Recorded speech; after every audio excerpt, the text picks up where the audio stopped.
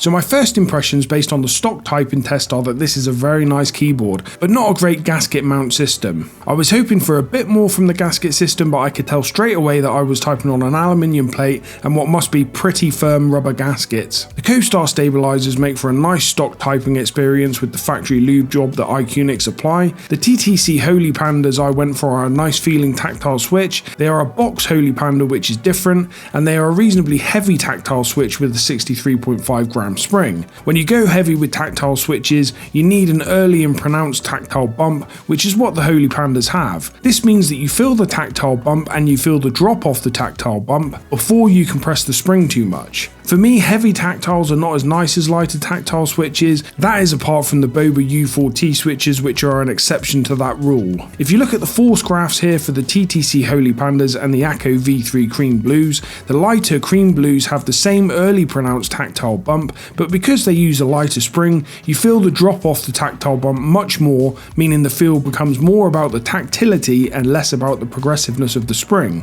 For me, the V3 Cream Blues are a nicer switch and are just $9 for 45 switches. The keycaps are fun on this one, and I especially like the banana skin spacebar, which is really nicely done. They are the KeyTok Happy Ape PBT KDA keycaps, and you can buy this keycap set from Met Keys with a 5% discount if you use discount code KEEPFACE5 at checkout. I like the yellow colorway, and there is definitely the potential for a quieter yellow colorway if you want to replace the keycaps. The 65% layout with 66 keys is compact and useful enough. As with most IQUNIX keyboards, you get the tri-mode connect and seamless switch. You can get this one non-backlit or with full RGB for an extra $20, and the switch options on this version are TTC Gold Pink, Speed Silver and Holy Panda. So next up, we're going to disassemble the Q66 and see what's inside. The Q66 has 6 screws holding it together. 4 of those are under the rubber feet, so you need to carefully peel those off, then remove the 6 screws.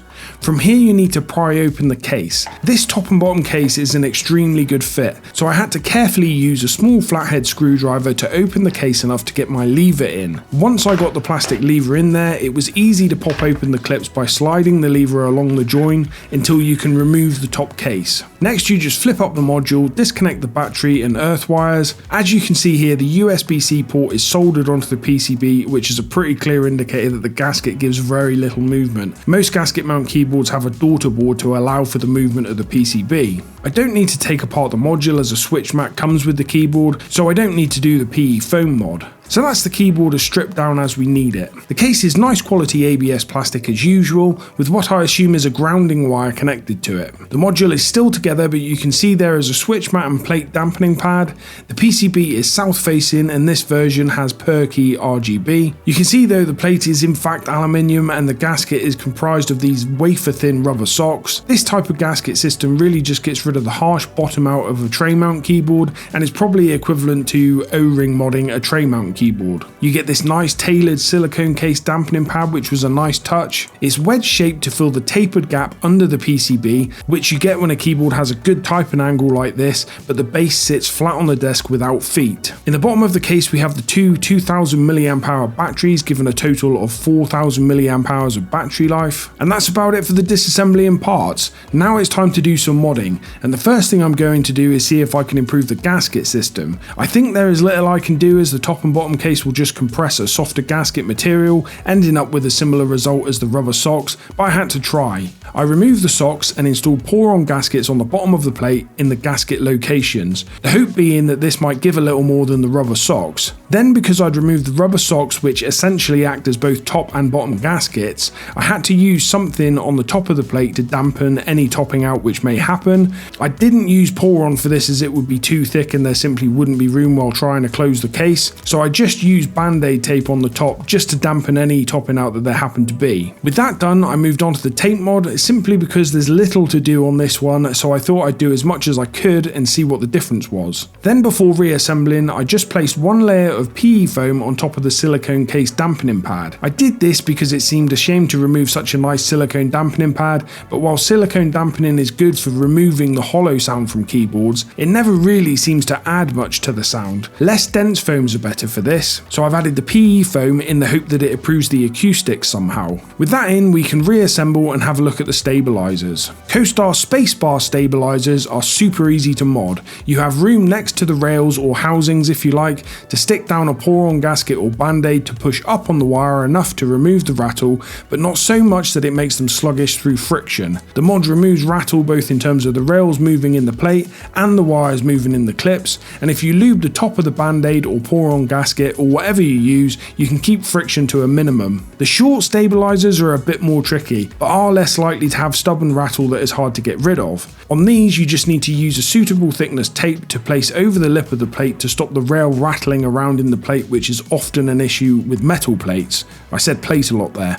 If you go too thick with the tape, you pinch the rails in too much, which will grip the stem and make it sluggish on the upward travel of the keystroke, and it can even hold the key down. On this keyboard, 2 layers of scotch tape was the only way I could get rid of most of the rail movement without pinching the rails in too much. Band-aid tape and thin pour-on stickers were too thick. Once you've done that, a good coat of lube on the inside of the rails, on the outside of the stem, and between the stem and wire should take out the last of the rattle. With that done, it's time to get the switches and keycaps back on so we can do a modded typing test.